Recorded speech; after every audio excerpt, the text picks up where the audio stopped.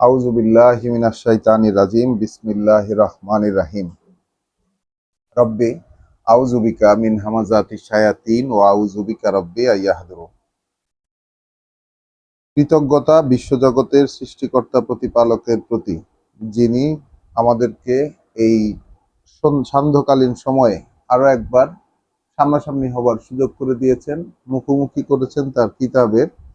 আমরা এটা একান্ত তার করুণা আমাদের প্রতি যে তিনি এটা আমাদেরকে করতে দিচ্ছেন, নতুবা আমাদের কোনো সামর্থ্য এরকম ছিল না যে আমরা এরকম ভাবে পড়তে বসবো। আমরা একটি শব্দকে ঘিরে খুঁজে খুঁজে দেখছিলাম কোরআন থেকে ধারাবাহিকভাবে। সেই শব্দটি হচ্ছে ঈমান, এবং এই ঈমান শব্দটিকে খুঁজতে খুঁজতে আমরা বর্তমানে অবস্থান করছি সূরা আল আনফাল, কোরআন মজিদের ৮ নম্বর সূরা। গতকাল সন্ধ্যাবেলার পড়ায় সূরা আল আনফালের ৪৮ নম্বর আয়াত পর্যন্ত আমরা পড়েছি। এখানে আমরা অ্যাকচুয়ালি সূরা আল আনফালে যেই কনটেক্সট, সেটা হচ্ছে মুহাম্মদ রাসূলুল্লাহ মক্কায় ১৩ বছর তার মাক্কি জীবন শেষ করে যখন মদিনায় হিজরত করে গিয়েছেন তিনি এবং তার অল্প সংখ্যক কিছু সাহাবী। পরবর্তীতে সেখানকার যে একটি সমাজ গঠন হয়েছে, সেখানে বিশ্বাসীদের যে ছোট্ট সমাজটি গঠন হয়েছে, এবং তার পরবর্তীতে বিভিন্ন যুদ্ধ হয়েছে, বদরের যুদ্ধ হয়েছে, উহুদের যুদ্ধ হয়েছে, এবং এইসব যুদ্ধে যে বাংলায় বললে গনিমতের মাল, বা আরেকটু সভ্যভাবে বললে যে যুদ্ধলব্ধ যে সম্পদ, সেটি আরবিতে আনফাল বলে এবং গানিমতুম বলে। যেমন গতদিন আমরা দেখেছিলাম ৪১ নম্বর আয়াতে, সূরা আল আনফালের ৪১ নম্বর আয়াতে আমরা দেখেছিলাম যে তোমরা জেনে নাও, বিশ্বাসীদেরকে উদ্দেশ্য করে আল্লাহ বলেছেন জেনে নাও যে যা কিছু তোমরা এই অনায়াসলব্ধ সম্পদ, এই যে যুদ্ধের মাধ্যমে যেসব সম্পদ পেয়েছো, সেটা যাই হোক, তাহলে নিশ্চিত এটা মানে রায় এটাই যে এইটা তার ৫ ভাগের ১ ভাগ আল্লাহর জন্য, ৫ ভাগের ১ ভাগ আল্লাহর জন্য, এবং অর্থাৎ তার রাসূলের জন্য, এবং ওই যে আত্মীয় স্বজনের জন্য, এতিমদের জন্য, মিসকিনদের জন্য, এবং রাস্তার বিপদগ্রস্ত পথিকদের জন্য। যদি তোমরা বিশ্বাস রাখো আল্লাহর প্রতি এবং যা কিছু নাজিল হয়েছে তার বান্দার প্রতি, হ্যাঁ, যা কিছু নাজিল হয়েছে তার বান্দার প্রতি, তার গোলামের প্রতি যা নাজিল হয়েছে, ওই যে যেই দিন দুই দল মুখোমুখি হয়েছিল, অর্থাৎ এই যে সত্য মিথ্যা পার্থক্য করার যে দিনে, সত্য মিথ্যা পার্থক্য করার যে দিন, যেদিন দুই দল মুখোমুখি হয়েছিল, সেই দিন যা কিছু নাজিল হয়েছে, সেই নাজিল করা বিষয়ের ওপর তোমরা যদি বিশ্বাস রেখে থাকো, তাহলে এইভাবে বিষয়টি সমাধান করবে। আল্লাহু আলা কুল্লি শাইইন কাদির, কারণ আল্লাহ সবকিছুর উপর তার ক্ষমতা প্রয়োগে সক্ষম। তার মানে এই যে একটি ইস্যু তৈরি হয়েছিল বিশ্বাসীদের মধ্যে, এবং সেই সমাজে বিশ্বাসী এবং বিশ্বাসী, অর্ধবিশ্বাসী, মুনাফেক সব মিলিয়ে যে সমাজটি ওই সময় আছে, সেই সমাজে যে একটি ইস্যু তৈরি হয়েছিল। তুহিন স্যার আপনার মাইক্রোফোনটা অন করা, একটু প্লিজ মিউট করে দেন, ধন্যবাদ। যে ইস্যু তৈরি হয়েছিল যুদ্ধের পরবর্তী সময়ে, যে যুদ্ধলব্ধ সম্পদ যা পাওয়া গেল, এগুলোর বন্টন কিভাবে হবে, কারণ সম্পদ যেহেতু বিশ্বাসী হলেও সবার মনের ভিতরেই এই সম্পদ পাওয়ার পিছনে আগ্রহ ছিল। তো আল্লাহ এখানে হস্তক্ষেপ করে সেই সম্পদ কিভাবে আসলে বন্টন হবে এর নীতিটা একদম পুঙ্খানুপুঙ্খ রূপে বলে দিলেন, যে ৫ ভাগের ১ ভাগ ফিক্সড করে দিলেন 20%। তো আমরা আজকের পড়া শুরু করব ৪৯ নম্বর আয়াত থেকে সূরা আল আনফালের। এখানে আমাদের মনে রাখতে হবে যে মদিনার পরিস্থিতিটা কি। মদিনায় মুহাম্মদ রাসূলুল্লাহ রয়েছেন, তার সাথে বিশ্বাসী যারা মক্কা থেকে হিজরত করে এসেছেন তারাও রয়েছেন। সেখানে কিছু নতুন বিশ্বাসী তৈরি হয়েছে যারা পূর্ববর্তী কিতাব সম্পর্কেও যথেষ্ট জ্ঞান রাখত। বনি ইসরায়েলদের মধ্যে কিছু লোক বিশ্বাসী তৈরি হয়েছে। আর রয়েছে সেখানে ইহুদি ধর্মের ধার্মিক এবং আলেমেরা, এবং সেখানে রয়েছে খ্রিস্ট ধর্মের ধার্মিক এবং আলেমেরা, যারা মূলত দুই আলেম গোষ্ঠী মিলে মোহাম্মদ রাসূলুল্লাহর বিরোধী পক্ষ হিসাবে সেখানে আছেন। এবং এই যে মদিনার অধিবাসী, সেই মদিনার অধিবাসীর অধিকাংশকেই কিন্তু আল্লাহ কোরআনে বলেছেন কি, এই শহরবাসীদের মধ্যে অধিকাংশকে মুনাফিক বলেছেন আল্লাহ সূরা তওবাতে। ঠিক আছে? তো মদিনায় যারা আছে, সূরা তওবায় এদের অধিকাংশকেই মুনাফিক বলেছে। তো আমার বলা কথাটি যদি এখানে সন্দেহযুক্ত মনে হয়, তাহলে আসলে আমি বলে দিই আয়াত নাম্বারটা। আয়াত 101 সূরা তওবা, যে তোমাদের চতুর্দিকে যেসব মরুচারী রয়েছে তাদের মধ্যে রয়েছে বহু সংখ্যক মুনাফিক। এইভাবে মদিনার বাসিন্দাদের মধ্যেও মুনাফিক রয়েছে, যারা মুনাফিকিতে পাকাপোক্ত। তোমরা তাদেরকে জানো না, আমরা জানি। আল্লাহ বলছেন তোমরা তাদেরকে জানো না, আমরা জানি। সেই দিন দূরে নয় যখন আমরা তাদেরকে দ্বিগুণ শাস্তি দেব, পরে তাদেরকে অধিক কঠিন শাস্তির দিকে ফিরিয়ে আনা হবে। তাহলে মদিনার অধিবাসীদেরকে এবং মক্কার অধিবাসী, মক্কায়ও মুনাফিক রয়েছে, মরুচারীদের মধ্যে যারা বেদুইন ছিল, যারা মরুভূমিতে বসবাস করত। বিশেষত মদিনা তো মরুভূমি ছিল না, মদিনা ছিল সবসময় একটা শহুরে সংস্কৃতি। ওখানে একটা শহর ছিল।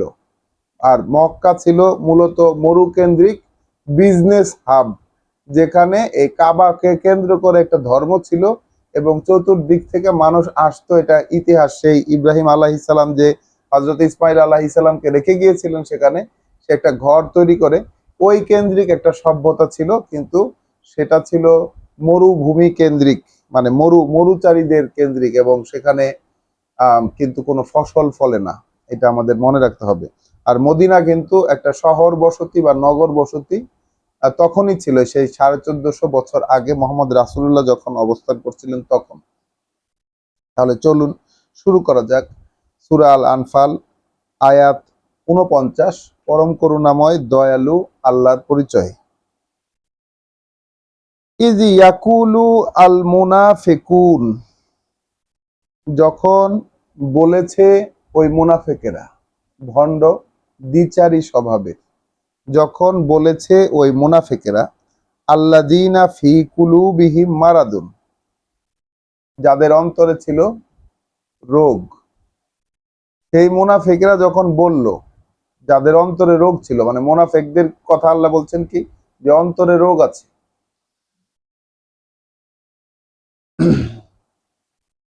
গাররা হাউলায়ে দীনুহুম, মানে মুনাফিকেরা বিশ্বাসীদেরকে দেখায় বলতেছে যে এদেরকে এদের জীবন নীতি একটা ধোকায় ফেলে রেখেছে।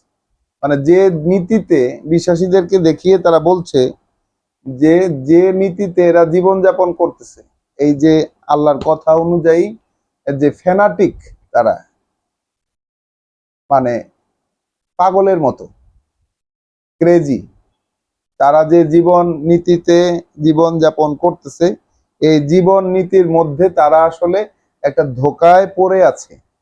তাদের জীবন নীতিটা, যে নীতিতে তারা চলতেছে, এই নীতিটা তাদেরকে ধোকার মধ্যে ফেলে রাখছে। ওয়ামাই ইয়াতাওয়াক্কাল আলাল্লাহ, আসলে সে যে ভরসা করলো উপরে আল্লাহর, আসলে যে ভরসা করেছে উপরে আল্লাহর, ইন্নাল্লাহা আজিজুন হাকিম, তাহলে কার্যত তার ক্ষেত্রে আল্লাহ শক্তিমান, সিদ্ধান্ত নিতে তিনি কোনো ভুল করেন না। তাহলে মুনাফেক যারা ভণ্ড নীতি এই পাশেও থাকে ওই পাশেও থাকে, বিশ্বাসীদের সাথেও থাকার চেষ্টা করে। যখন তারা গনিমতের মাল পায়, অর্থাৎ যুদ্ধলব্ধ কোনো সম্পদ বা কোনো লাভ, কোনোখান থেকে কোনো একটা সুবিধা তারা পায়, তখন বিশ্বাসীদের সাথে থাকার কথা বলে। আর যদি বিশ্বাসীদের কোনো কষ্ট হয়, তাহলে তারা খুশি হয় এই বলে যে আমরা তোমাদের সাথে ছিলাম না, ভাগ্যিস। আবার অবিশ্বাসী যারা, কাফের যারা, তাদের সাথেও কিন্তু সম্পর্ক তারা রাখে। মুনাফিকদের অবস্থান হচ্ছে এইরকম। এই মুনাফিকরা বিশ্বাসীদের ক্ষেত্রে বলছে, মুনাফিকরা বিশ্বাসীদের ক্ষেত্রে বলছে যে এই লোকদেরকে তাদের জীবন নীতি, অর্থাৎ যে নীতিতে, যে দিনের মধ্যে যে ধর্ম তারা পালন করতেছে, এইটা আসলে তাদেরকে ধোকার মধ্যে ফেলে রাখছে। এদিকে আল্লাহ মন্তব্য করছেন যে আল্লাহর উপর যে ভরসা করে তার ক্ষেত্রে আল্লাহ শক্তিমান একজন, তার ক্ষেত্রে আল্লাহ একজন শক্তিমান এবং সঠিক সিদ্ধান্তদাতা। তো প্রসঙ্গটা ছিল কোন জায়গা থেকে, প্রসঙ্গটা কোন জায়গা থেকে আসছে? ওই যে বদরের যুদ্ধ যে জায়গায় হলো, বদরের যুদ্ধ যে জায়গায় হলো, কাফেরদের একটি দল মক্কা থেকে এসেছে, তারা বেরিয়েছে অনেক শান শৌকত সহকারে, প্রচুর অস্ত্র শস্ত্রে সজ্জিত হয়ে তারা দেখানোর জন্য, মানুষকে দেখানোর জন্য বের হয়েছে যে আজকে মুহাম্মদ এবং তার সাঙ্গপাঙ্গদেরকে আমরা শেষ করে দিব। তারা মক্কা থেকে রওনা হয়ে বদর প্রান্তরে এসে উপস্থিত হয়েছে। ওদিকে আল্লাহ রাসূলুল্লাহর সাথে বলেছিলেন যে দুটো বাহিনী, বিশ্বাসীদের ক্ষেত্রে বলেছেন যে দুটো বাহিনীর একটা তাদের হস্তগত হবে। এটা আমরা গতকালকে এই প্রসঙ্গটা ডিটেইলস পড়েছিলাম। তো যারা প্রসঙ্গ যদি মেলাতে কষ্ট হয়, আপনারা ইউটিউব থেকে গতকালকের ভিডিওটা দেখে নেবেন। তো আমরা আজকে আর পুরনো প্রসঙ্গ টেনে এটাকে লম্বা করছি না। সেইখানে, সেই ক্ষেত্রে ওই মুনাফেক লোকেরা, যাদের হৃদয়ে রোগ ছিল, যাদের অন্তরে রোগ ছিল, তারা বলছে বিশ্বাসীদেরকে যে এই লোকদেরকে তাদের যে দিন, এই দিন তাদের যে জীবন নীতি, এটা ধোকায় ফেলে রাখছে। মুনাফিকরা বিশ্বাসীদের সম্পর্কে বলছে। আর আল্লাহ মন্তব্য করছেন যে কেউ যদি আল্লাহর উপরে ভরসা করে তাহলে তার ক্ষেত্রে আল্লাহ শক্তিমান, তার ক্ষেত্রে আল্লাহ শক্তিমান সঠিক সিদ্ধান্তদাতা। মানে তাকে আল্লাহ শক্তি দিয়ে সাহায্য করবেন এবং তার ক্ষেত্রে যে সিদ্ধান্ত দেবেন, তাহলে সেই সিদ্ধান্তটা যে কোনোভাবেই সঠিক হবে। ওয়ালাউ তারা, আর যদি তোমরা, আর যদি যদি তোমরা দেখতে, যদি তোমরা দেখতে, তাহলে একটা দৃশ্য আসতেছে, সেই দৃশ্যটা আল্লাহ দেখতে বলতেছে। যদি তোমরা দেখতে, ইজ ইয়াতাওয়াফা আল্লাযীনা কাফারু, যখন এই কাফেরদেরকে, এই অগ্রাহ্যকারীদেরকে ফিরাইয়া নিয়ে যাবে, মানে জান কবজ করবে, যখন যখন মৃত্যু দেওয়ার জন্য আসবে আল মালাইকা, ফেরেশতারা, এই কাফেরদেরকে ফিরায় নিয়ে যাওয়ার জন্য যখন ফেরেশতারা আসবে, ইয়াদরিবুনা উজুহাকুম ওয়া আদবারাকুম, ইয়াদরিবুনা উজুহাহুম ওয়া আদবারাহুম, মারতে থাকবে তাদের মুখমণ্ডলে এবং মারতে থাকবে তাদের পুচ্ছদেশে, তাদের মুখে এবং তাদের পুচ্ছদেশে, তাদের পাছায় যখন আঘাত করতে থাকবে ফেরেশতারা। তাহলে এটা তো দৃশ্যমান কোনো ঘটনা না, দৃশ্যমান ঘটনা না, কিন্তু আল্লাহ এটা বিশ্বাসীদেরকে দেখতে বলতেছে যে এই অগ্রাহ্যকারী যারা, রাসূলের রাসূলের আহ্বান যারা অগ্রাহ্যকারী, তাহলে এইখানে মুনাফিক কারা? এইখানে মুনাফিক হলো মদিনার অধিবাসীরা। এইখানে মুনাফিক হচ্ছে মদিনার অধিবাসীরা, যারা কিনা রাসূলের সাথে এই বদরের যুদ্ধ করতে আসে নাই। বলতেছে যে এই যে মাত্র ৩০০ জন নিয়ে এরকম হাজার হাজার বাহিনীর বিরুদ্ধে যে যুদ্ধ করতে গেছে, তখন বলতেছে যে এরা যে নীতিতে চলতেছে, এটা আসলে তারা ধোঁকার মধ্যে পড়ে আছে, বুঝতে পারছে না কি করতেছে। মানে আল্লাহ বলছেন যে এই কাফের, এই যারা অগ্রাহ্যকারী, এই অগ্রাহ্যকারীদেরকে যখন জানটা ফিরিয়ে নেওয়ার জন্য যখন আসবে ফেরেশতারা, মারতে থাকবে তাদের মুখমণ্ডলে এবং তাদের উচ্চ দেশে। ওয়াজুকু আযাবাল হারিক, এবং শুরু হয়ে যাবে সাথে সাথে, বলবে তাদেরকে যে স্বাদ নাও জ্বালা পোড়ার স্বাদ নাও, বার্নিং সেন্সেশনের স্বাদ নাও। তাহলে যে মাইটটা দিবে ফেরেশতারা, সাথে সাথেই তাদের কিন্তু সেই পুরার শাস্তির স্বাদ শুরু হয়ে যাবে ওই সময়, মৃত্যুর সময় থেকেই। তাহলে এটা কেমন হবে? আল্লাহ আমাদেরকে দেখতে বলছেন, তার মানে এই দৃশ্যটা তো আমাদেরকে দেখতে হবে, এই দৃশ্য আমাদেরকে দেখতে হবে। যদি ওই অন্তরের রোগগ্রস্ত অবস্থাটা আমার হয়,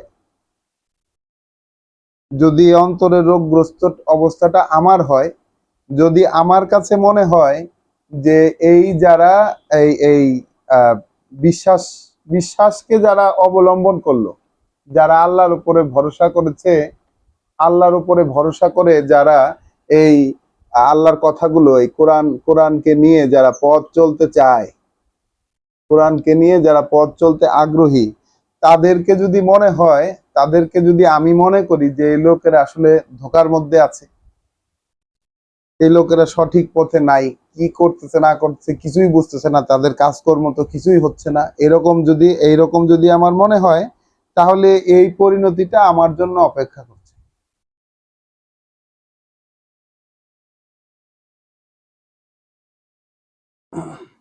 জালিকা, তাহলে ওই রকম, বিমা কাদ্দামাত আইদিকুম, এই কারণে, এটা এই কারণে যা অগ্রিম পাঠিয়েছে তোমাদের দু হাত, মানে তোমাদের হাতের কামাই। এই যে ফেরেশতারা আইসা জান নেওয়ার সময় যে মারবে, এইটাকে আল্লাহ বলছেন যে এটা তোমাদের হাতের কামাই, তোমাদের দু হাত যা উপার্জন করেছে সেটা। ওয়ান্নাল্লাহা লাইসা বেযাল্লামিন লিল আবিদ, কেননা আল্লাহ কখনোই কখনোই অত্যাচারকারী নন, অবিচারকারী নন, কখনোই আল্লাহ অবিচারকারী নন তার বান্দাদের। তো আমরা তো পড়েছি যে কি লাভ আল্লাহর যে শাস্তি দেবেন তোমাদের, কি দরকার আল্লাহর কি দরকার যে তোমাদেরকে শাস্তি দেবেন যদি তোমরা কৃতজ্ঞ হও।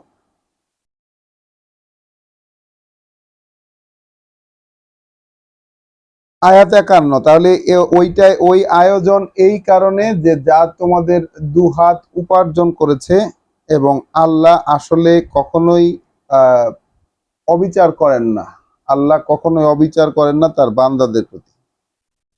কাদা আবে আলে ফেরাউন, এদের পরিণতি যেন সেই ফেরাউনি গোষ্ঠী মতো, মানে এইভাবে যারা রাসূলের সিদ্ধান্ত যাদের কাছে সঠিক মনে হয় নাই, যাদের অন্তরে রোগ ছিল, অন্তরের রোগটা ছিল মূলত পৃথিবী কেন্দ্রিক, অন্তরের রোগ ছিল কি মূলত পৃথিবী কেন্দ্রিক। এই মুনাফিকেরা কি বলতো, যুদ্ধ যখন হইতো তখন কি বলতো, এটা আমরা কিন্তু পড়ে আসছি। কি বলতো তারা? যে আমাদের ঘরবাড়ি অরক্ষিত অবস্থায় পড়ে আছে, আমাদেরকে যেতে দিন। তারা বলতো আমাদের সম্পদ, আমাদের ওই যে আমাদের কাজকর্ম আমাদেরকে পিছন থেকে টেনে ধরে রেখেছিল, ওইগুলোর কারণে আমরা যাইতে পারি নাই। মূলত আল্লাহ বলছে মূলত এরা ভণ্ড, পৃথিবী প্রেমিক। এটা আল্লাহর কাছে প্রমাণিত।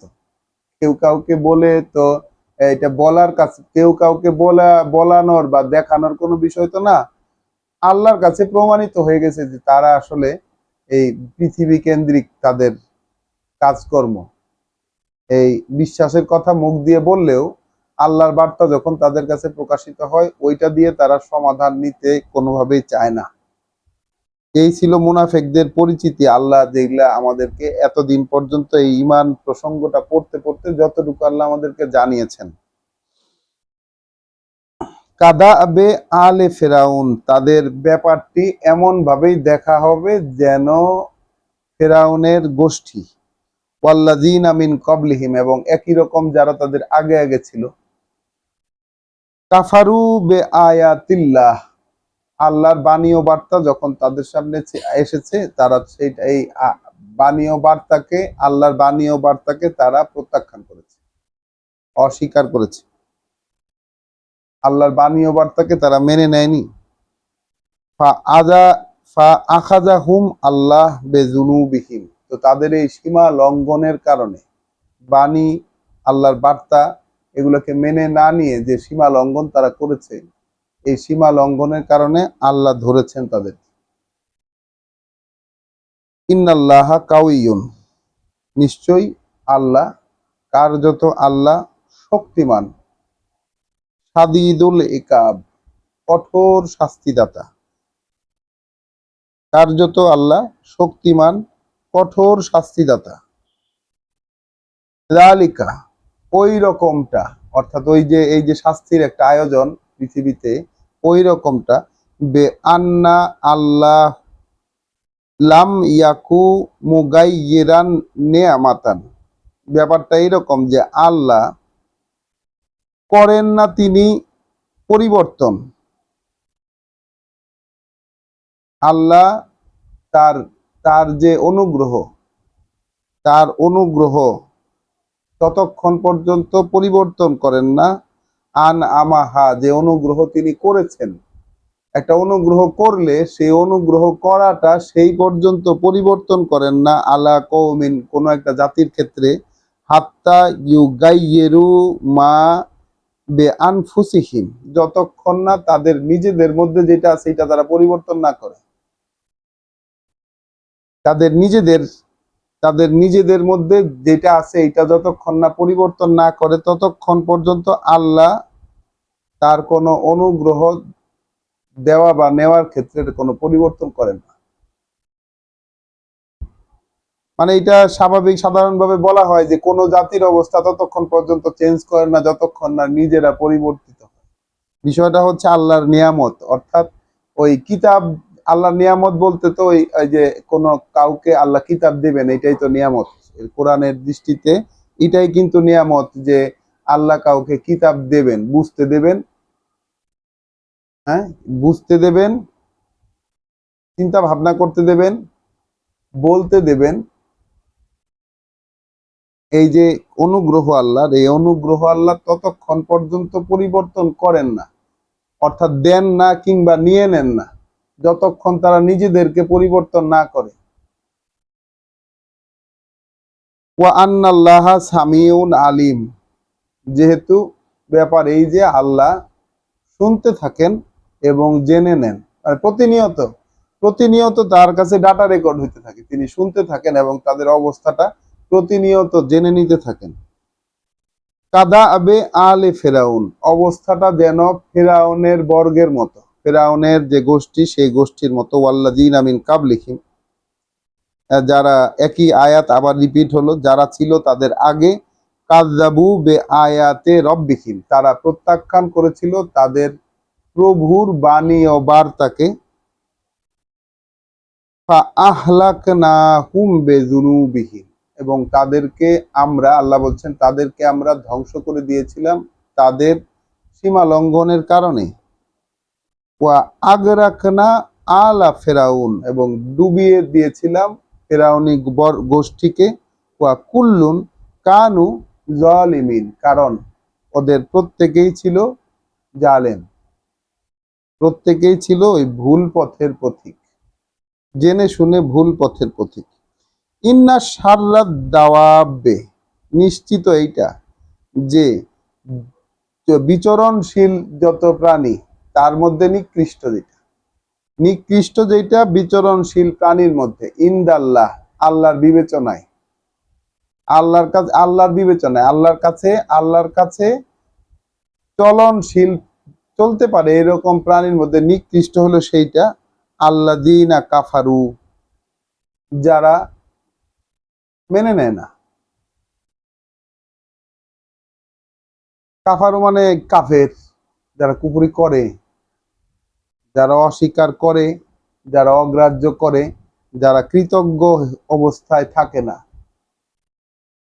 কৃতজ্ঞ অবস্থায় যারা থাকে না, আল্লাহর কাছে প্রাণী হিসাবে তারা সবচাইতে নিকৃষ্ট।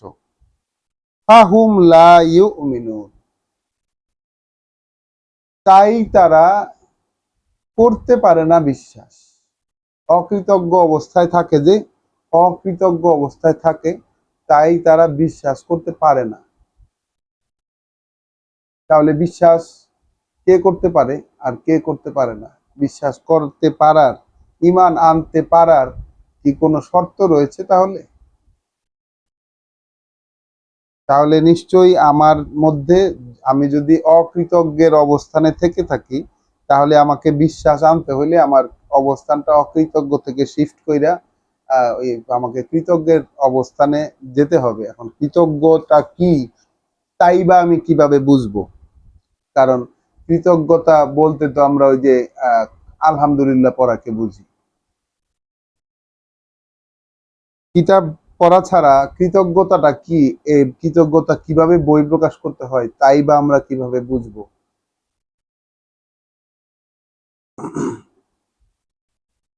আল্লাযীনা আহাদতা মিনহুম, তাহলে ওই সেই সব লোক যারা তোমার সাথে সন্ধি চুক্তি করেছে, যারা তোমার সাথে চুক্তি করেছে, ওদের মধ্যকার যারা তোমার সাথে চুক্তি করেছে, সুম্মা ইয়ানকুদুনা আহাদাহুম ফি কুল্লি মাররাতিন, এরপর যখনই কোনো একটা সুযোগ আসছে তখন তারা সেই প্রতিশ্রুতিটাকে ভঙ্গ করেছে। তাহলে রাসূলের সাথে প্রতিশ্রুতি করছে, রাসূলের সাথে চুক্তি করছে গোষ্ঠী, ওই মদিনায় থাকা কিছু গোষ্ঠী চুক্তি করেছে যে সহাবস্থানের নীতি, ঠিক আছে তোমাকে এখানে মানে আমরা থাকো, তুমি তোমার নীতি অনুযায়ী তুমি চালাও, চলো যতটুকু চলতে পারো। এইরকম চুক্তি যেরকম গোত্রদের সাথে মোহাম্মদ রাসূলুল্লাহ এবং তদীয় সঙ্গীদের হয়েছিল, তাদের কথা বলছেন, ওই যে মুনাফেক যারা, তাদের সাথে চুক্তি হয়েছিল, কিন্তু যখনই তারা সুযোগ পেয়েছে চুক্তি ভঙ্গ করেছে। হ্যাঁ, যখনই সুযোগ পেয়েছে চুক্তি ভঙ্গ করেছে। ওয়াহুম লা ইয়াত্তাকুন, আসলে তারা ওই যে এই বিষয়ে আসলে কোনো সচেতনতা তারা রাখে না, যে চুক্তি ভঙ্গ করলে কি আর চুক্তি রাখলে কি, এর পরিণাম যে কি হইতে পারে এ সম্পর্কে কোনো ভয়, কোনো সচেতনতা তারা রাখে না। ফা ইম্মা তাসকাফান্নাহুম ফিল হারবে, এখন যদি যুদ্ধের মধ্যে তাদের কাউকে পেয়ে যাও নাগালে, অতএব এই লোকদেরকে যদি তোমরা যুদ্ধের ময়দানে নাগালে পাও, ফা শাররিদ বিহিম, তাহলে তাদেরকে এমন ভাবে শাস্তি দেবে, মান খালাফ মান খলফাহুম মান খলফাহুম, যেন তাদের পরবর্তীতে যারা, অর্থাৎ একই রকম আচরণ যদি আরো কেউ করতে চায়, তাদের পরবর্তীতে যারা একই রকম আচরণ যদি করতে চায়, লাআল্লাহুম ইয়াযাক্কারুন, তারাও যেন ওই শাস্তি থেকে শিক্ষা পায়। হ্যাঁ, তাহলে এই ধরনের ওই যে মোনাফেক লোক যারা, যারা মোনাফেক লোক চুক্তি করছে রাসূলের সাথে চুক্তি করছে, কিন্তু চুক্তি সুযোগ পেলেই চুক্তি ভঙ্গ করছে, এইরকম ক্ষেত্রে এইরকম যারা, তাদেরকে যদি যুদ্ধের লড়াইয়ের ময়দানে তোমরা যদি পাও, তাহলে তাদেরকে এমন ভাবে শাস্তি দেবে যেন তাদের পরবর্তীতে যারা, তারাও সেখান থেকে শিক্ষা নিতে পারে। ওয়া ইম্মা তাখাফান্না মিন কওমিন, তবে যদি কোনো গোষ্ঠীর কাছ থেকে তোমরা আশঙ্কা করো, তবে যদি কোনো গোষ্ঠীর কাছ থেকে তোমরা আশঙ্কা করো, খিয়ানাতান, এইরকম ভাবে চুক্তি ভঙ্গের, তাহলে কোনো একটা গোষ্ঠী, কোনো একটা দলের পক্ষ থেকে তোমরা যদি চুক্তি ভঙ্গের আশঙ্কা করো, ফানবিজ ফানবিজ ইলাইহিম আলা সাওয়াইন, তো ওই চুক্তি তাদের দিকে ছুঁড়ে মারো যেভাবে তারা করেছে। মানে তোমার তো চুক্তি যদি কেউ ভঙ্গ করে, তাহলে তোমরাও তাদের প্রতি সেই চুক্তি তাদের প্রতি তোমরা ছুঁড়ে মারো। ইন্নাল্লাহা লা ইউহিব্বুল খাইনিন, যারা এইভাবে মানে খেয়ানত যারা করে, চুক্তি ভঙ্গ যদি কেউ করে, তাহলে আল্লাহ তাদেরকে পছন্দ করেন না। ওয়ালা ইয়াহসাবান্নাল্লাযীনা কাফারু সাবাকু, আর এখানে বিশ্বাসীদেরকে আবারও কি বলছেন, যে যারা কাফারু, যারা এই যে আয়াত যারা মেনে নেয় নাই, যারা এরকম অকৃতজ্ঞতার অবস্থানে যারা আছে, যারা আয়াত মেনে নেয় নাই, এরা এরা যেন না ভাবে যে তারা এগিয়ে গেছে, তারা কোনো কিছুতে এগিয়ে গেছে। যারা আয়াত মেনে নেয় নাই তারা যেন না ভাবে যে তারা এগিয়ে গেছে, উন্নতি করে ফেলেছে খুব বেশি। তাহলে আয়াত যারা মেনে নেয় না, আল্লাহর আয়াতের সাথে যাদের সম্পর্ক নাই, যাদের সম্পর্ক হয় না, এরা তো মনে করে, এরা তো নিজেদেরকে বিশ্বাসীদের উপরেই ভাবে। এটাই তো স্বাভাবিক। সব সময় পুরা কোরআনে জুড়ে আমরা সেই উদাহরণে কিন্তু দেখি যে যারা কিতাবের বিপরীতে থাকে, রাসূলদের বিপরীতে থাকে, তারা তো নিজেদেরকে উঁচু মনে করে সব সময়, তাই না? এখন রাসূলকে এবং বিশ্বাসীদেরকে বলছেন আল্লাহ যে এরা যেন মনে না করে যে তারা এগিয়ে গেছে। ইন্নাহুম লা ইউজিজুন, তারা কখনোই আমাদেরকে ছাড়িয়ে যেতে পারবে না। আল্লাহ বলছেন যে এটা যুদ্ধের ময়দানই হোক আর যেখানেই হোক, তারা অতিক্রম করে যাইতে আসলে পারবে না।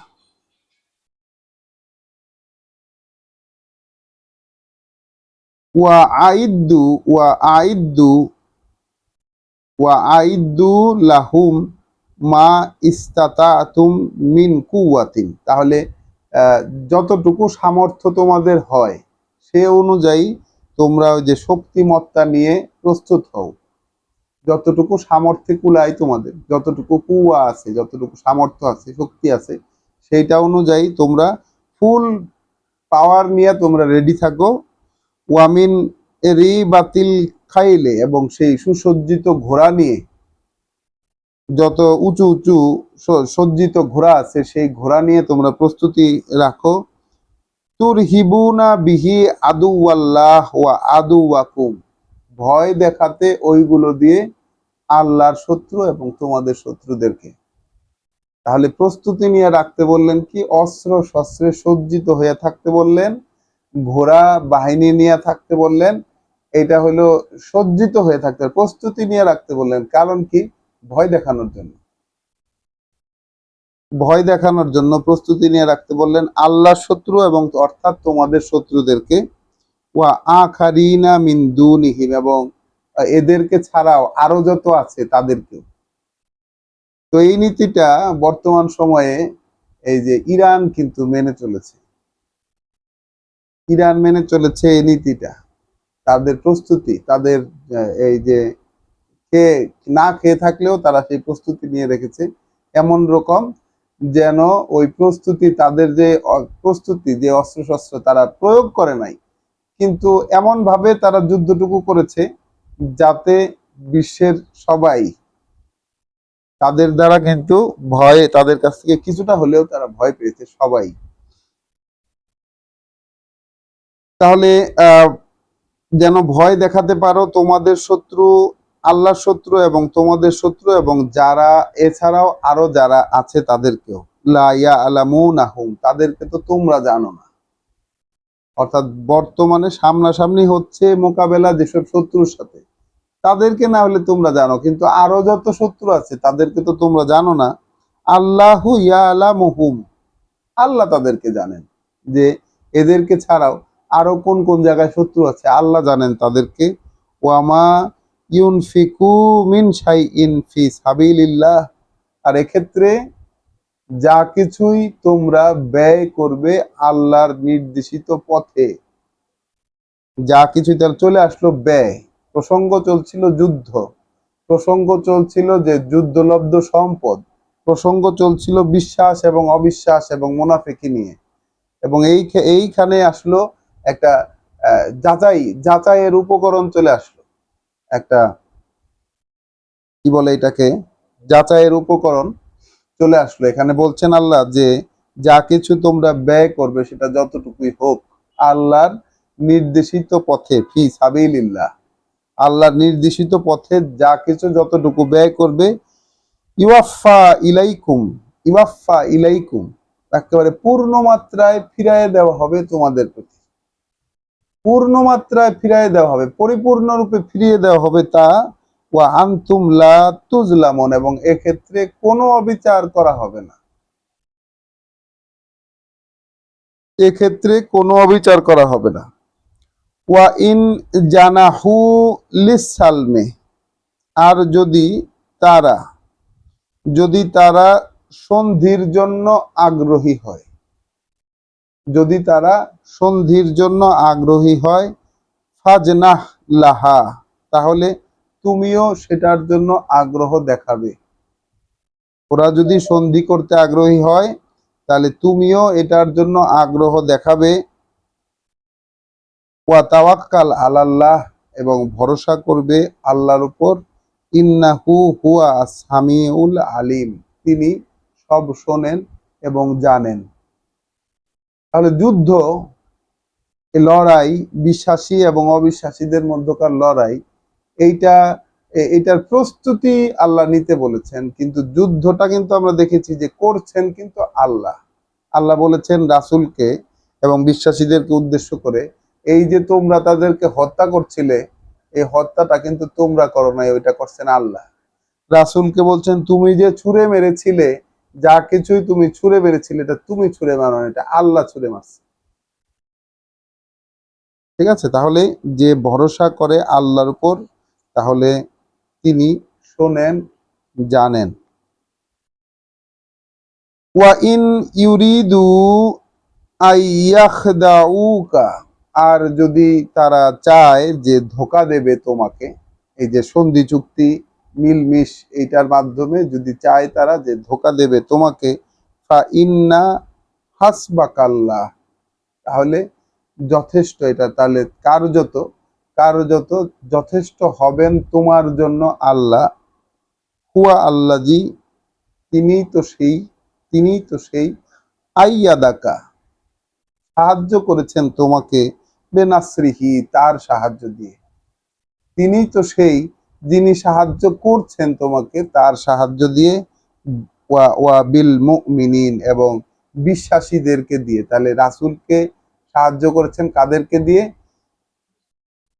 আল্লাহ নিজে সাহায্য করছেন এবং বিশ্বাসীদেরকে রাসূলের সাথে জুটিয়ে তাদেরকে সাথে রেখে রাসূলকে সাহায্য করেছেন।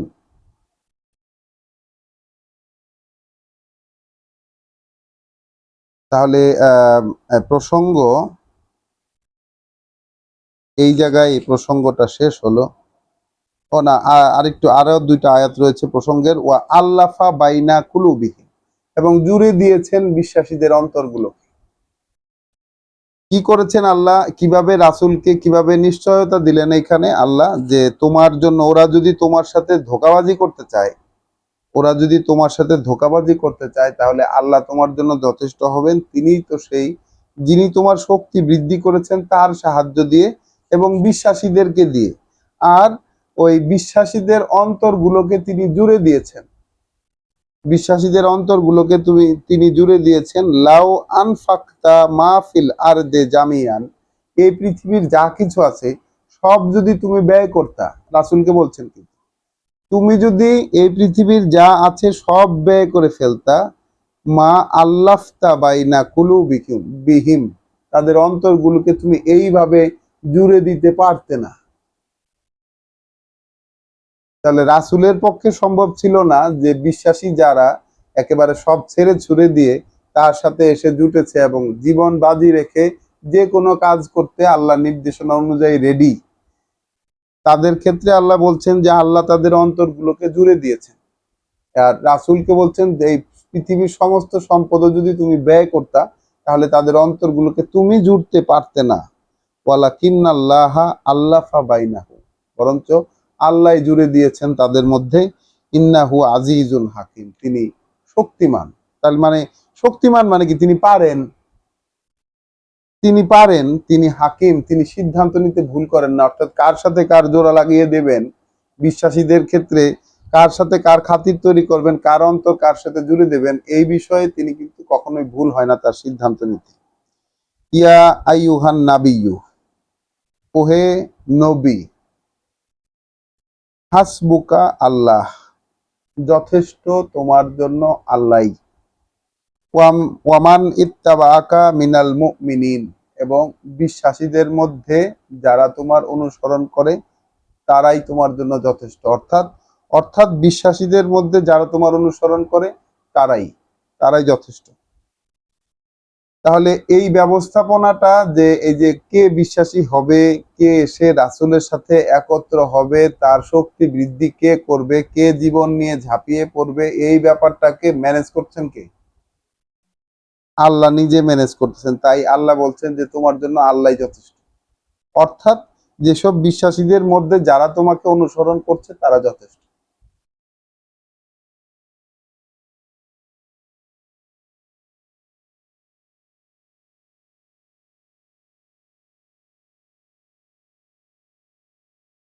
আয়াত, এরপরে আমরা একটু জাম্প করব। আয়াত 72, ইন্নাল্লাযীনা আমানু, কার্যত, আয়াত 72 সূরা আল আনফাল, কার্যত যারা বিশ্বাস এনেছে, কার্যত যারা বিশ্বাস এনেছে, ওয়াহাজারু, এবং তাদের পূর্বতন অবস্থান ত্যাগ করে এসেছে। কি করেছে বলো? পূর্বের অবস্থান। যদি আরো প্রিসাইজলি বলি, একেবারে ওই মক্কা মদিনার কাহিনীর সাথে মিলিয়ে বলি, তাহলে বলতে হবে যে যারা বসতি বিসর্জন করে এসেছে, তাদের যে থাকার জায়গা হচ্ছিল সেই থাকার জায়গা ছাইরা দিয়ে যারা চলে আসছে। এখনকার সময় কি হবে? যারা আগের অবস্থানটা ত্যাগ করে আসছে। তাহলে কোরআন পড়তে শুরু করার আগে, কোরআন পড়তে শুরু করার আগে যা অবস্থান ছিল আগে, কোরআন পড়তে শুরু করার আগে যা অবস্থান ছিল আগে, তাহলে কোরআনের সংস্পর্শে আসার পরে তাদেরকে কিন্তু ওই হিজরতটা করতে হয়, তাদের সেই পুরাতন অবস্থানটাকে ছেড়ে দিয়ে এই নতুন জীবন, এই যে নতুন জীবন, যে জীবনটা কিন্তু আবার প্রতি পদে পদে কিন্তু রিস্ক, এই নতুন জীবনে তাদেরকে ঢুকতে হয় ওই আগের স্বস্তি এবং সবার সাথে থাকার যে জীবন, একত্রিত হয়ে থাকার যে জীবনটা ছিল সেটাকে ছেড়ে দিয়ে নতুন এই জীবনে প্রবেশ করার লাগে। তাহলে যারা ঈমান এনেছে এবং তার পরবর্তীতে হিজরত করেছে, তাহলে এখনকার সময়ের বিশ্বাস কেউ যদি করে, তার কি হিজরত করা লাগে না? লাগে কি? এইটা তো একটা শর্ত। এটা তো বলে নাই যে 1400 বছর আগে যারা আনছিল তাদের ক্ষেত্রে প্রযোজ্য, তারপরে আর কারো ক্ষেত্রে প্রযোজ্য না। নিশ্চয়ই যারা ঈমান এনেছে এবং তার পূর্বতন অবস্থান ত্যাগ করে এসেছে, ওয়াজাহাদু, তার পরবর্তীতে মানে সর্বত চেষ্টায় ঝাঁপিয়ে পড়েছে, তার পক্ষে যতটুকু চেষ্টা করা সম্ভব সেই চেষ্টা নিয়ে সে ঝাঁপিয়ে পড়েছে, বে আমওয়ালিহিম ওয়া আনফুসিহিম, তাদের সম্পদ নিয়ে এবং নিজেদেরকে নিয়ে, সম্পদ নিয়ে এবং নিজেদেরকে নিয়ে, ফি সাবিলিল্লাহ, যে নির্দেশনা দিয়েছেন আল্লাহ সে অনুযায়ী, আল্লাহর নির্দেশিত পথে, আল্লাহর নির্দেশিত পথে। ওয়াল্লাযীনা আওয়াউ, আর যারা তাদেরকে আশ্রয় দিয়েছে, আর যারা তাদেরকে আশ্রয় দিয়েছে, ওয়া নাসারু, এবং সাহায্য করেছে, উলাইকা বাদহুম আউলিয়া উবাদ, এরা হচ্ছে পরস্পর পরস্পরের আউলিয়া, পরস্পর পরস্পরের সঙ্গী, বন্ধু, পৃষ্ঠপোষক। তাহলে বিশ্বাসীদের পৃষ্ঠপোষক কারা হইল? বিশ্বাসী মানে ওই ওই এই বিশ্বাসী জিনিসটার পরবর্তী কি? বিশ্বাস করলে তার পরবর্তী স্টেপ কি বলতো? এখান থেকে কি দেখা গেল? না, বিশ্বাস, বিশ্বাস করলে তার পরবর্তী স্টেপ হলো হিজরত করা, তার পরবর্তী স্টেপ হলো সর্বোচ্চ চেষ্টা করা। তাহলে এখন প্রশ্ন আসবে যে আমরা কি বিশ্বাস করেছি কিনা? বিশ্বাসের দাবি যদি করে থাকি, কারেন্ট চলে গেল, লাইটটা একটু জ্বালা যাবে, এটা এই পাশে, এই পাশে, এই পাশে, এই যে, এই যে আরো এইদিকে। হ্যাঁ, বিশ্বাস যদি করে থাকি, এখন প্রশ্ন আসবে যে বিশ্বাস যদি করে থাকি তাহলে পরবর্তী স্টেপ যে হিজরত, এইটার সম্পর্কে আমাদের কোনো আইডিয়া আছে কিনা, বা হিজরত করব বা করেছি বা করতে হবে, এই ধরনের কেউ তো আমাদেরকে কখনো বলেও নাই যে হিজরত ইজ এ মাস্ট, হিজরত করতে হবে। এখন এই হিজরত মানে কি আমি বাসা ছেড়ে কোথাও চলে যাব এইরকম না? তা তো না। কারণ কোন প্রেক্ষিতে ওই বসতি বিসর্জন রাসূল এবং তার সঙ্গীদের হয়েছিল, সেটাও কিন্তু বিবেচনার যোগ্য, বিবেচনা করার দাবি রাখে। কারণ তাদেরকে সেই এলাকার মানুষ কি আমরা এই সূরাতেই পড়েছি যে 3 রকম প্রচেষ্টা করেছে তারা।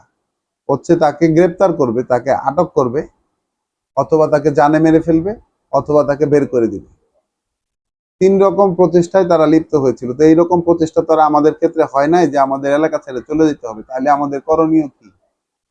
আমাদের করণীয় হলো আমাদের যে আগের অবস্থান, যে অবস্থানে আমরা আমাদের মানসিকভাবে ছিলাম, সেইখান থেকে আমাদের মনটাকে আল্লাহর দিকে রওনা করে দেওয়া। আমাদের মানসিক অবস্থানটাকে আল্লাহর দিকে রওনা করায় দেওয়া। ওই আগের অবস্থানে কোনোভাবেই আর থাকা যায় না। যায় কি থাকা?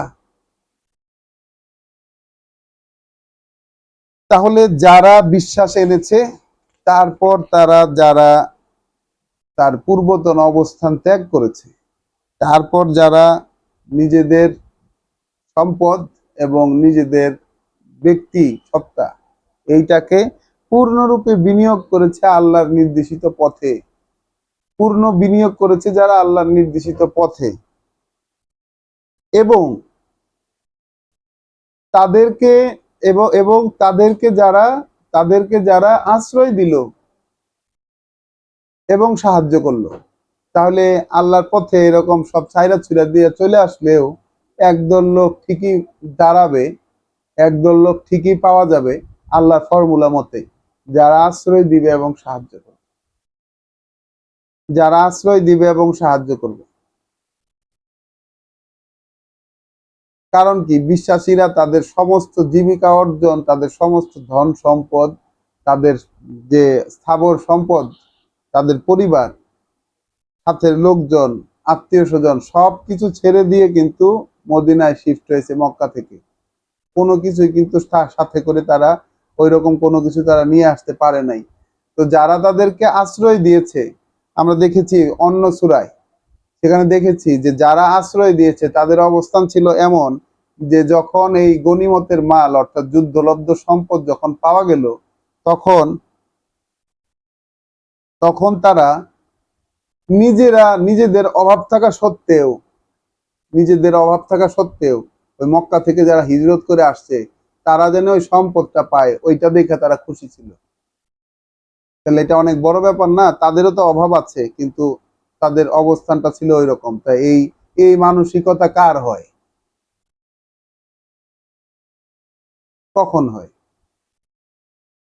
তাহলে যারা তাদেরকে আশ্রয় দিয়েছে, যারা তাদেরকে আশ্রয় দিয়েছে এবং সাহায্য করেছে, তাহলে ওই রকম যারা, এরা হচ্ছে বাদুহুম আউলিয়া উবাদ, এরা এরা একে অপরের সম্পর্কযুক্ত, তারা একে অপরের আউলিয়া, একে অপরের বন্ধু, সঙ্গী, পৃষ্ঠপোষক।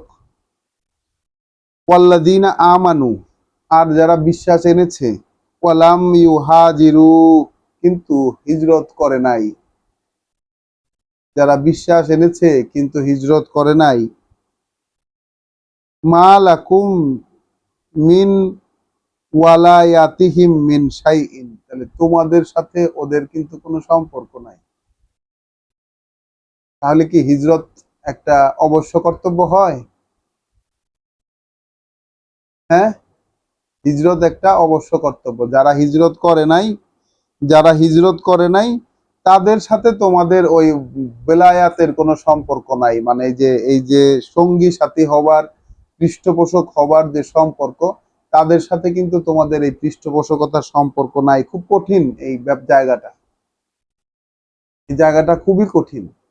তাহলে তুমি বিশ্বাস আনছো, তুমি স্বীকৃতি দিছো যে হ্যাঁ আমি এই কথাগুলোকে বিশ্বাস করি, এরকম স্বীকৃতি দিলা, কিন্তু তুমি যদি তোমার পূর্ববর্তী অবস্থান যদি তুমি ত্যাগ করতে না পারো, তাহলে আল্লাহর সীমার মধ্যে তুমি আসতে পারতেছো না।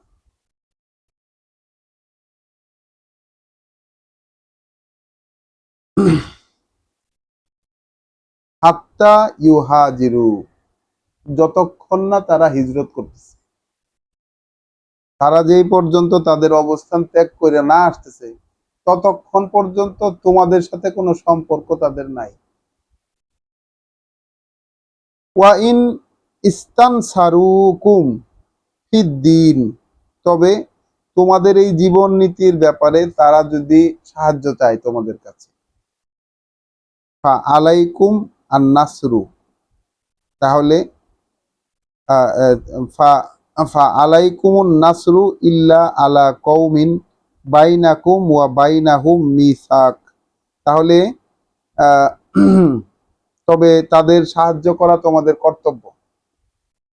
তাহলে যারা হিজরত করে নাই এখন পর্যন্ত, জীবন নীতির ব্যাপারে আল্লাহর সিদ্ধান্ত অনুযায়ী চলার ব্যাপারে তারা যদি তোমাদের কাছে সহায়তা চায়, তাহলে সহায়তা করা তোমাদের কর্তব্য। তবে তাদের বিরুদ্ধে গিয়ে সহায়তা করতে পারবে না যাদের সাথে তোমার চুক্তি আছে। তাহলে এমন কোন গোত্র যদি তাদের সাথে চুক্তি থাকে এবং সেই গোত্র হিজরত না করে আসা লোকদের উপর যদি চাপ চাপ প্রয়োগ করে, কোনো অন্যায় করে, তবুও তোমরা তাদেরকে সাহায্য করতে পারবে না যদি চুক্তিবদ্ধ থাকে কোনো গোষ্ঠীর সাথে। আল্লাহু বিমা তা'মালুনা বাসির, আর তোমরা যা কিছু করবে এখন সেগুলো আল্লাহ দেখবেন। তোমরা যা কিছু করবে সেগুলো আল্লাহ সেগুলো দেখবেন। ওয়াল্লাযিনা কাফারু, আর যারা অস্বীকার করেছে, অগ্রাহ্য করেছে, অকৃতজ্ঞতা করেছে, বাদুহুম আউলিয়া উবাদ, তারা একে অপরের বন্ধু। যারা এই বার্তা অগ্রাহ্য করেছে তারা একে অপরের বন্ধু, সহযোগী, পৃষ্ঠপোষক। ইল্লা ইয়াফআলুহু তাকুন ফিতনাতুন ফিল আরদে, তবে তোমরা যদি এইরকম না করো, অর্থাৎ পরস্পরের সাহায্যে যদি এগিয়ে না আসো, তোমরা যদি ইল্লা তাফআলুহু, তোমরা যদি ওর ব্যতিক্রম করো, তাকুন ফিতনাতুন ফিল আরদে, তাহলে এই জমিনে এই এলাকায় একটা ঝামেলা সৃষ্টি হবে। অর্থাৎ যারা কিনা তোমার এই দিনের ব্যাপারে তোমাদের সাহায্য চাইছে, এই জীবন নীতির ব্যাপারে, নতুন এই যে আল্লাহর কথা অনুযায়ী জীবনকে গড়ার যে ব্যাপার, এই ব্যাপারে ওই যারা হিজরত করে আসে নাই তারা যদি তোমাদের কাছে সাহায্য চায়, তাহলে কিন্তু তোমাদের কর্তব্য ওদেরকে সাহায্য করা। এখন তোমরা যদি এরকমটা না করো, তাহলে পৃথিবীতে একটা ভেজাল, একটা ঝামেলা তৈরি হবে, ওয়া ফাসাদুন কাবীর, এবং অনেক বড় একটা বিপর্যয় তৈরি হবে। ওয়াল্লাযিনা আমানু, আর যারা ঈমান আনে, যারা বিশ্বাস করে, ওয়া হাজারু, এবং অবস্থান ত্যাগ করে আসে, অর্থাৎ হিজরত করে, ওয়া জাহাদু ফি সাবিলিল্লাহ, এবং সর্বোচ্চ চেষ্টায় ঝাঁপিয়ে পড়ে আল্লাহর পথে, আল্লাহর নির্দেশিত পথে, ওয়াল্লাযিনা আওয়াও, যারা তাদেরকে আশ্রয় দেয়, ওয়া নাসারু, এবং সাহায্য করে, উলাইকা, তাহলে এই রকম যারা, হুমুল মুমিনুনা হাক্কা, এরাই হচ্ছে গিয়া প্রকৃত বিশ্বাসী। লাহুম মাগফিরাতুন ওয়া রিজকুন কারীম, তাদের জন্য আছে ক্ষমা এবং সম্মানজনক জীবিকা। তাহলে প্রকৃত বিশ্বাসী কারা?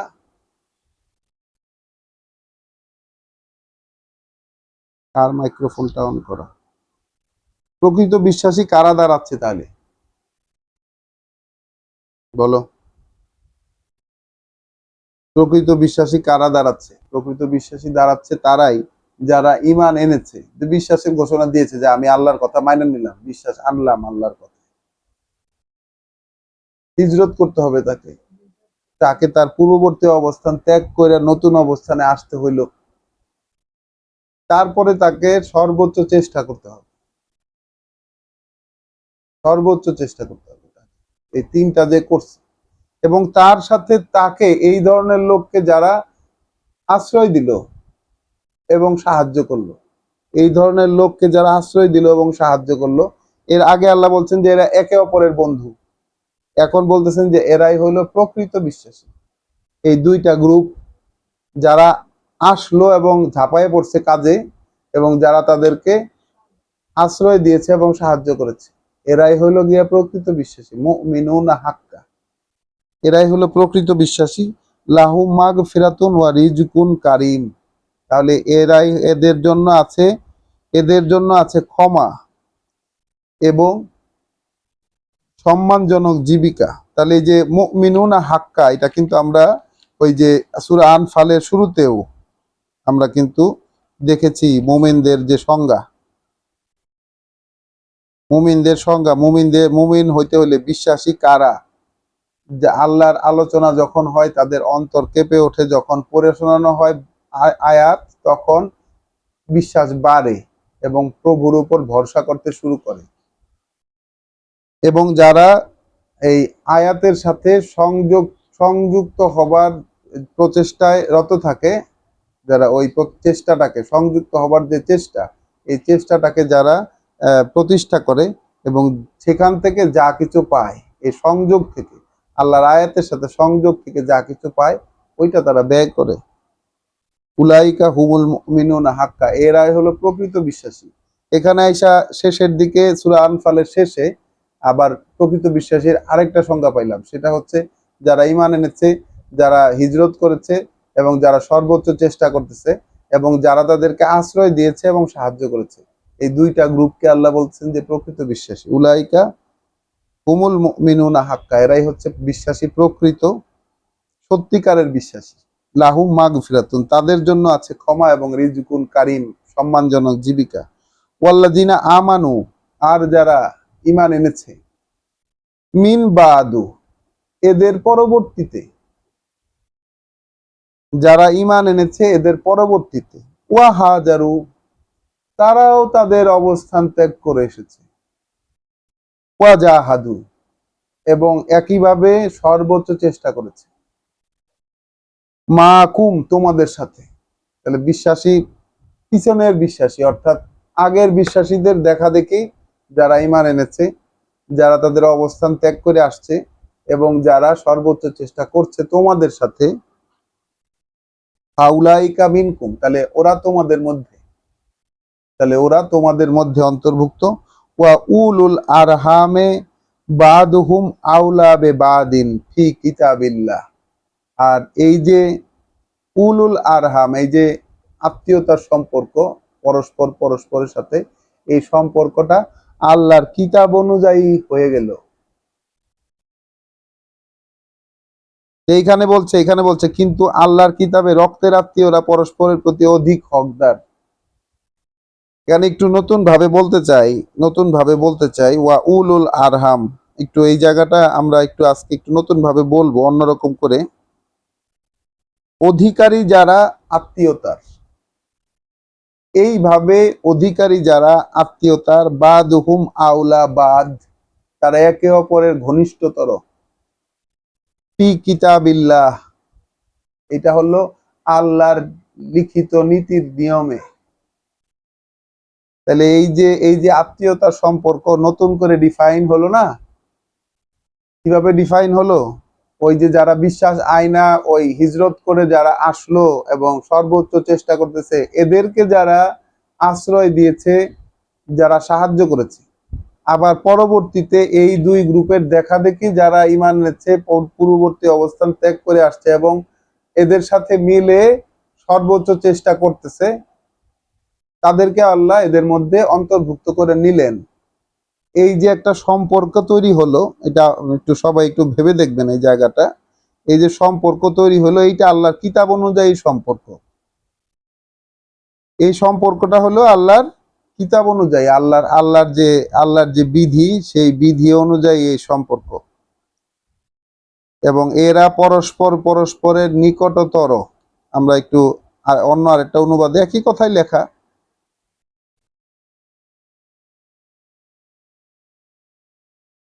but those of kinship are closer to one another in the rite of God. তাহলে আত্মীয়তার সম্পর্কে যারা সম্পর্কিত, তারা একে অপরের নিকটতর আল্লাহর নিয়মে। এটা হলো কমন কথা। আর এখানে দেখাই যাচ্ছে যে এই যে একটা সম্পর্ক আল্লাহ নিজে কিন্তু রচনা করে দিলেন।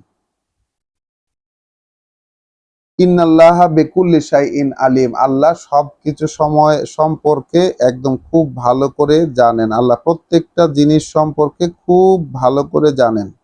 তো এইখানে আমাদের সূরা আল আনফালের জায়গা এখানে শেষ হয়ে গেল। এর পরবর্তীতে প্রসঙ্গ চলে যাবে সূরা তওবায়। তাহলে এইখানে এসে আমরা বিশ্বাসের মধ্যে অন্তর্ভুক্ত তিনটা পার্ট পেলাম, জীবন ধারার তিনটা পার্ট পেলাম। প্রথম হলো বিশ্বাস আনা। কিসের প্রতি বিশ্বাস আনবো? আল্লাহর কথায় বিশ্বাস আনবো, অর্থাৎ রাসূল যা বলে গেছেন সত্যিকার হিসাবে ওইটার প্রতি বিশ্বাস আনলাম। বিশ্বাস আনলে তার পরবর্তী স্টেপটা কি? আমাকে আমার পূর্ববর্তী যে অবস্থান আমার ছিল সেইটাকে ত্যাগ করে আমাকে নতুন অবস্থায় আসতে হবে। তারপরের অবস্থা কি? আমাকে আমার সম্পদ এবং আমার নিজের যে জানটা আছে এই জানটাকে হাতে নিয়ে আমাকে সর্বোচ্চ চেষ্টা, যেই চেষ্টাটা সর্বোচ্চ হয় সেইটা আমাকে করতে হবে, যেটাকে আরবিতে জিহাদ বলা হয়েছে। তো আমাদের ধর্মে জিহাদ মানে যুদ্ধ বলে, আসলে জিহাদ শব্দের অর্থ তো যুদ্ধ না। জিহাদ শব্দের অর্থ হচ্ছে সর্বোচ্চ চেষ্টা করা, স্ট্রাইভ, যে পরিমাণ চেষ্টা তার পক্ষে কুলায় সেই পরিমাণ চেষ্টাটা করা।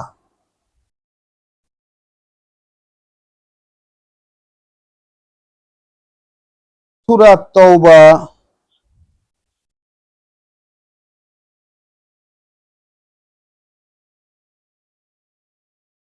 মাইক্রোফোন, আচ্ছা, সূরা তওবা কোরআন মজিদের 9 নম্বর সূরা, এর আয়াত 17। এর কাছাকাছি একটা প্রসঙ্গ আমরা গতকালকে দেখেছি, ওইটার একটু রিপিটেশন হবে এখানে এসে।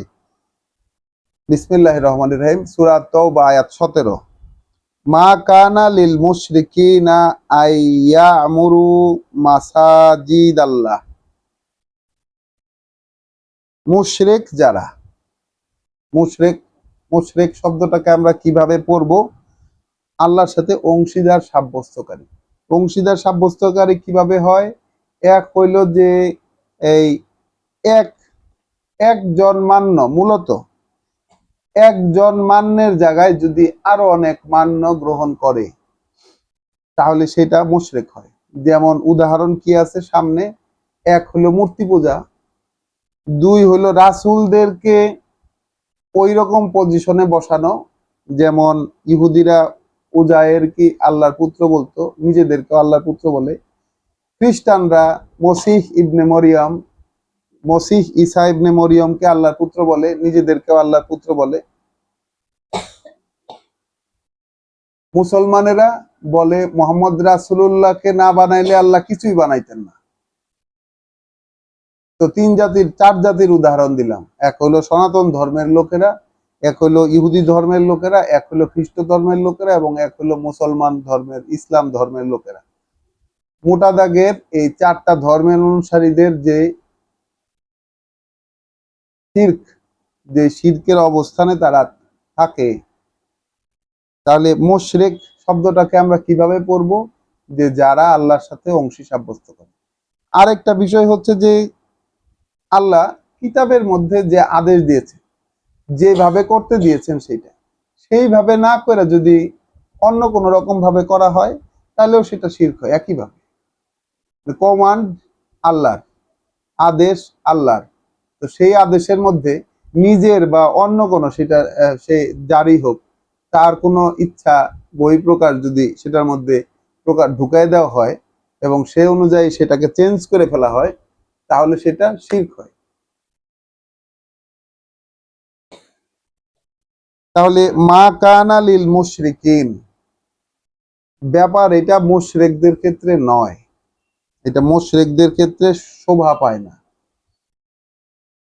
আইয়ামুরু মাসাজিদ আল্লাহ, আল্লাহর মসজিদকে তারা ব্যবহার করবে, আল্লাহর মসজিদের আবাদ করবে তারা। তাহলে এখানে সম্পূরক প্রশ্ন এসেই যায় যে মুশরিকরা কি মসজিদের আবাদ করত? তাহলে মুশরিকরা কি মসজিদের আবাদ করত? এইটা একটা প্রশ্ন আসে। নিশ্চয়ই করতো, না হলে এই কথা আল্লাহ কেন বলবেন? তাহলে মসজিদুল হারাম যে ওই সময় চালাইতো কারা? মুশরিকরা। তারা মূর্তি পূজা করতো। মোহাম্মদ রাসূলুল্লাহর সময় মসজিদুল হারাম কারা চালাইতো? মুশরিকরা চালাইতো। তাহলে মুশরিকদের ক্ষেত্রে মসজিদ আবাদ করবে, আল্লাহর মসজিদ, আল্লাহকে সেজদা দেওয়ার, আল্লাহর কথা মেনে নেওয়ার জায়গা, তারা ওইখানে তাদের কাজকর্ম চালাবে, এইটা কোনোভাবেই শোভে না।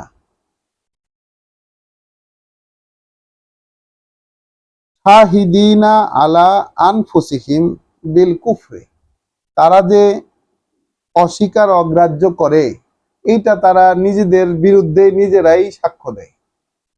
এখন যেমন আমরা দেখি এই হারাম আইন হয়েছে, হারাম আইন শরীফ আইন হয়েছে।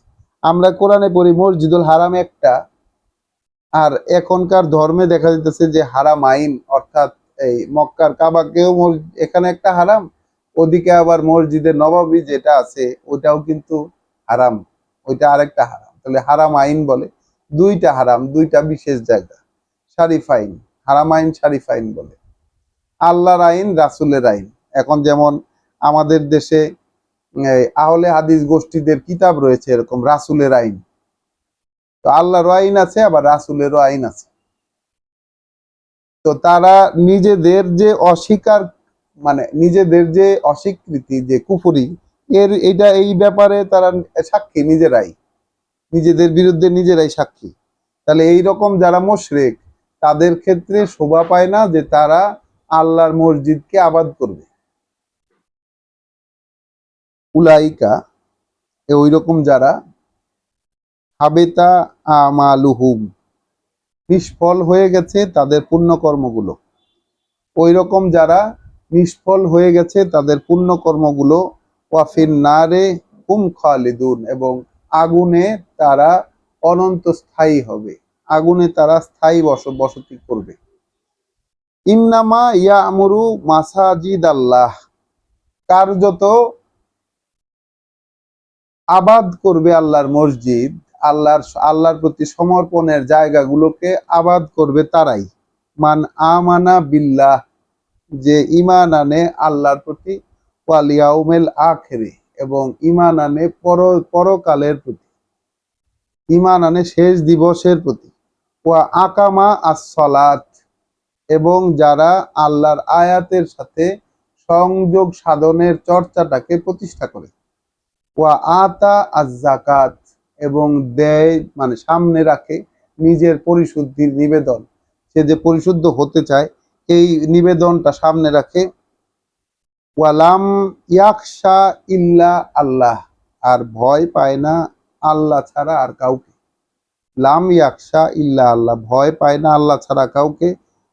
আসা উলাইকা ইয়াকুনু মিনাল মুহতাদিন, তাহলে আশা করা যেতে পারে যে এই ধরনের লোকেরা, এরাই হবে সঠিক নির্দেশনা প্রাপ্তদের মধ্যে অন্তর্ভুক্ত।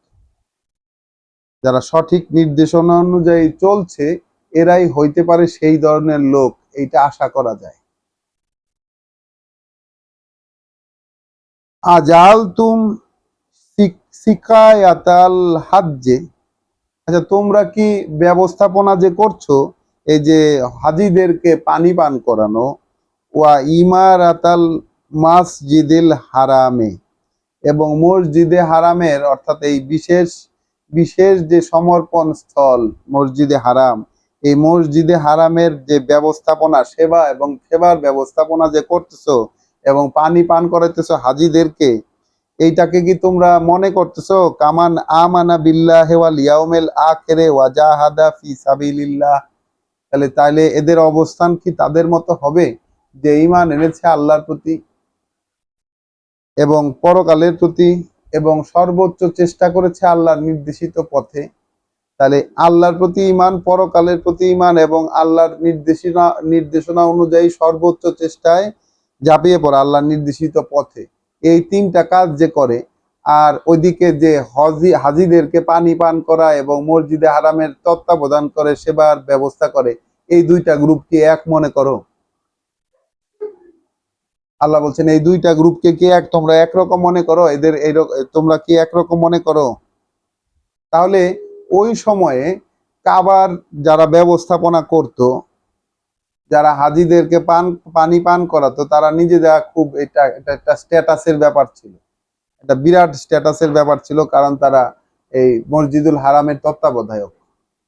আল্লাহ তো বলেই দিলেন যে আসলে মুশরিক যারা তাদের তো মসজিদের তত্ত্বাবধায়ক হওয়া তাদের সাজে না। এখন আমরাই আমাদের মসজিদের দিকে একটু তাকিয়ে দেখি না যে আমাদের মসজিদের তত্ত্বাবধায়ক আসলে কারা।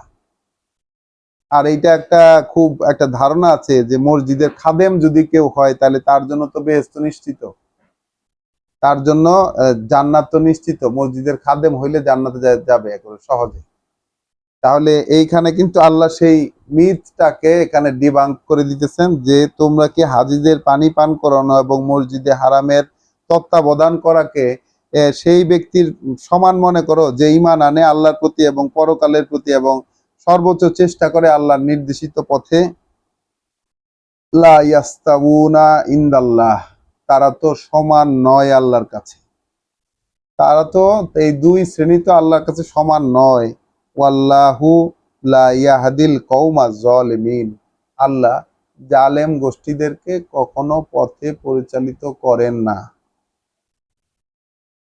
আল্লাযীনা আমানু, যারা ঈমান এনেছে, যারা বিশ্বাস যারা করেছে, ওয়া হাজারু, এবং নিজেদের অবস্থান ত্যাগ করে এসেছে, ওয়া জাহাদু ফি সাবিলিল্লাহ, এবং সর্বোচ্চ চেষ্টায় ঝাঁপিয়ে পড়েছে আল্লাহর নির্দেশিত পথে, বে আমওয়ালিহিম ওয়া আনফুসিহিম, নিজেদের সম্পদ দিয়ে, তাদের সম্পদ দিয়ে এবং তাদের নিজ সত্তা দিয়ে, আজামু দারাজাতান ইনদাল্লাহ, উচ্চতর অবস্থান তাদের আল্লাহর কাছে, ওয়া উলাইকা হুমুল ফাইজুন, এরাই হচ্ছে তারা যারা সফল। ইউবাশশিরুহুম রব্বুহুম, সুসংবাদ দিচ্ছেন তাদেরকে তাদের প্রভু, বেরহমাতিম মিনহু, তার পক্ষ থেকে করুণার, ওয়ারিদওয়ানিন, এবং তার পক্ষ থেকে মানে মানে সন্তুষ্টির, ওয়া জান্নাতিন, এবং সেই সুন্দরতম বনভূমির, লাহুম ফিহা নাঈমুন মুকিম, এবং যেখানে আছে তাদের জন্য চিরস্থায়ী সুখের, মানে চিরস্থায়ী সুখের ব্যবস্থা, মানে অবস্থান, চিরস্থায়ী সুখের অবস্থান। খালিদিনা ফিহা আবাদান, স্থায়ী হবে তারা সেখানে চিরস্থায়ী ভাবে। ইন্নাল্লাহা ইনদাহু আজরুন,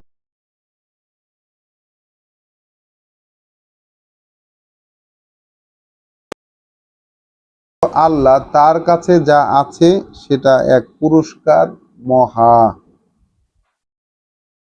তো আলহামদুলিল্লাহ, আজকে আমাদের এই যে ঈমান সংক্রান্ত যে পড়া, এখানে কয়েকটি জিনিস বারবার করে উঠে আসলো। এক হচ্ছে বিশ্বাস আনা, তারপরও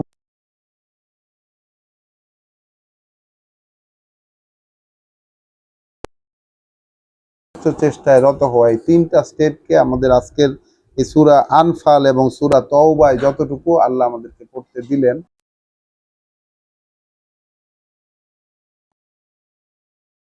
তো আমরা আশ্রয় চাই আল্লাহর কাছে, অনুমতি চাই আল্লাহর কাছে, প্রার্থনা করি তার, মানে তিনি যেন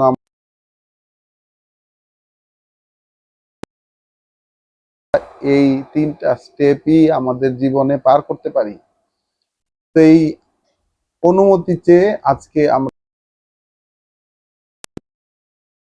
লুবানা বাদা ইজ হাদাইতানা ওয়া হাব লানা মিন লাদুনকা রাহমা ইন্নাকা আনতাল ওয়াহ্হাব। আসসালামু আলাইকুম ওয়া রাহমাতুল্লাহ।